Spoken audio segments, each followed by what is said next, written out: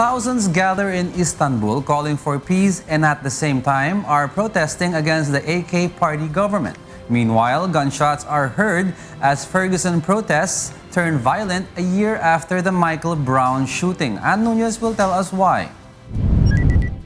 In America, gunfire erupted Sunday, August 9 in Ferguson, Missouri, a day of a peaceful rallies to mark 1 year since an armed black teen was shot and killed by a white police officer gave way to a confrontation between police and protesters. A Reuters witness says anniversary commemorations for Michael Brown had begun with a quiet march through the St. Louis suburb following a moment of silence for the 18-year-old youth, whose slaying on August 9, 2014 ignited months of demonstration and a national debate on race and justice.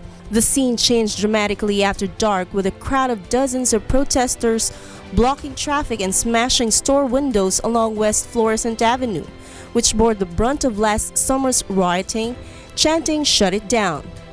The witness says shots rang out and additional police clad in riot gear roared into the area in heavily armored vehicles. A body could be seen on West Florissant Avenue and a young woman screamed that her brother had been shot. Multiple store windows had been smashed out and police stood atop vehicles surveying the scene. In Turkey, several thousand Kurds held a peace rally in Istanbul on Sunday, August 9, denouncing the policies of AK party government and calling for an end to hostilities with the Kurdistan Workers' Party (PKK).